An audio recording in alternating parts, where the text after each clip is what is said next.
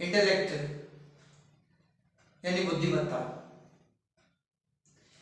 ये इसकी power strength हर आदमी के अंदर उसके अपने माहौल की वजह से, उसके अपने फैमिली बैकग्राउंड की वजह से, उसके एजुकेशन की वजह से और उसके डीएनए की वजह से, मींस इनहेरिटेड कैरेक्टरिस्टिक की वजह से सबकी अलग अलग होती है। स्ट्रेंथ ऑफ इंटेलेक्ट ये अलग अलग होती है। लेकिन एक बात हर आदमी के साथ एक जैसी है, आइडेंटिकल है, कि हर आदमी अपनी उस स्ट्रेंथ ऑफ इंटेलेक्ट को बढ़ाता रह सकता है, बशर्ते कि उसकी एक्टिविटीज वैसी हों, उस तरफ जा रही हों। इस टॉपिक पर स्टडी किया, डेफिनेशन बनाई, एक्सटेंसिव थी, उसको सम अप किया and the result today's video. Good evening to you all. दोस्तों, आज जो मैटर लेकर आया हूं उसका टाइटल है strength of intellect.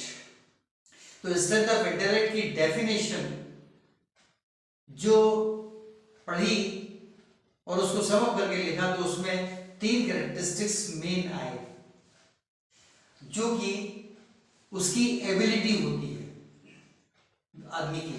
So the definition sounds something like this: ability of ये 3 कैरेक्टरिस्टिक्स हैं। High level rational thinking, rational thinking का मतलब है तर्कसंगत विचार।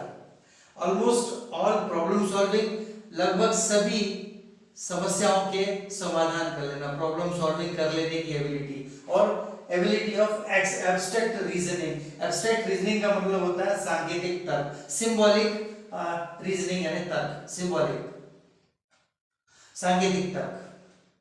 Let me repeat this definition once again. Ability of high level rational thinking, almost all problem solving and abstract reasoning.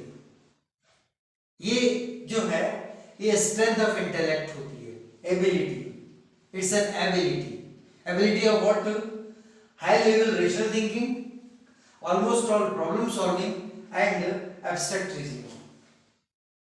इन ये 3 abilities, ये strength of intellect होती है। अब ये स्ट्रेंथ कैसे बढ़ेगी, है कैसे होगी? सभी की एक लेवल पर स्टैग्नेंट होती है, लेकिन उनमें से कुछ लोग ऐसे होते हैं जिनकी कुछ आदतें उस स्ट्रेंथ ऑफ इंटेलेक्ट को बढ़ा देती है। कुछ आदतें, कुछ habits. So what are those activities? Enhance this strength by, किस तरीके से वो ये स्ट्रेंथ बढ़ेगी, स्ट्रेंथ ऑफ इंटेलेक्ट। इसके 4 पॉइंट्स हैं, 4 तरीके से, एक्चुअली चारों ही होने चाहिए।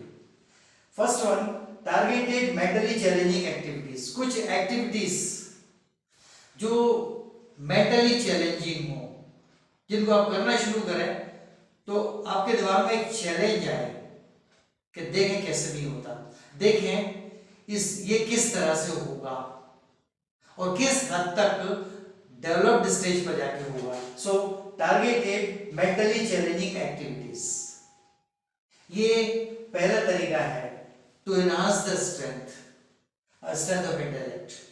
टारगेटेड मेंटली चैलेंजिंग एक्टिविटीज, कुछ एक्टिविटीज जो मेंटली चैलेंजिंग है, दिमाग को चैलेंज करती है। The second one, healthy lifestyle habits supporting the brain functions.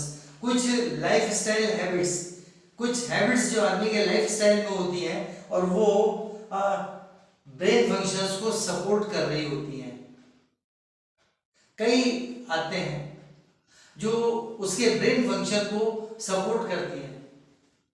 उन्हीं आदतों की वजह से brain किसी पर्टिकुलर कंडीशन में, किसी पर्टिकुलर काम के लिए बहुत तेजी से काम करने लग जाता है।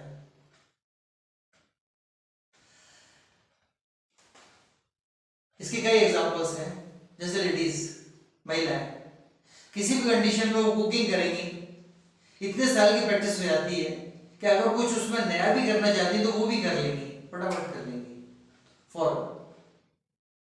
क्यों? कि उसके पहले भी कई बार उन्होंने किया है।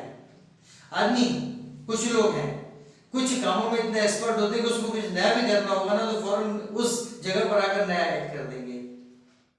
स्किल वो ही रहेगा और टाइम भी बहुत ज्यादा नहीं लगेगा, कभी कभी तो बराबर उसी टाइम में और डेवलप्ड वर्क हो जाता है। So healthy lifestyle habits supporting the brain function, brain function को सपोर्ट करती हुई कुछ हेल्दी लाइफस्टाइल हैबिट्स, लाइफस्टाइल की कुछ हैबिट्स जो कि हेल्दी है, स्वस्थ, कुछ दिमाग को कुछ देने वाली वो habits.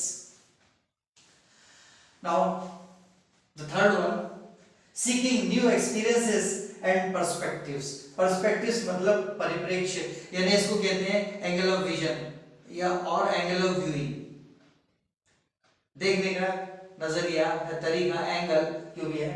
So seeking new experiences and perspectives, नए अनुभवों को लेते रहना और नए पर्सपेक्टिव्स, दृष्टिकोणों को यानी एंगल ऑफ व्यूज को, परिप्रेक्ष्यों को, उनको भी एक्सेप्ट करते रहना, नए नए चीजें लेते रहना, एक्सेप्ट करते रहना। ये वो नई नई चीजें हैं कि जो दिखती नहीं है, इन्हें कागज पे भी लिखा जा सकता है लेकिन फील नहीं किया जा सकता। फील तब करेंगे जब वो लगातार उन्हें अपनी हैबिट में रखेंगे, करते रहेंगे। सो सीकिंग न्यू एक्सपीरियंसेस, नए अनुभव लेते रहेंगे।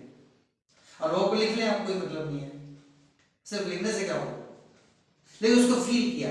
सो seeking new experiences and perspectives, नए परिप्रेक्ष्य और नए अनुभव को लेते रहेंगे।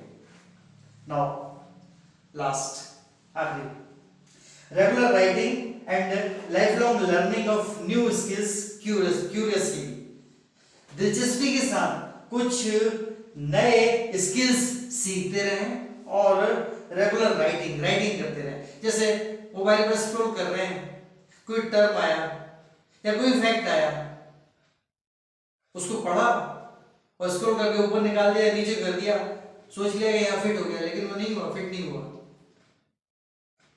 तो दोबारा उसको सर्च करना पड़े। उससे बेटर है कि रेगुलर राइटिंग, उसको डायरी साथ में रखें, उसको नोट कर लें, क्विक फौरन नोट कर लें।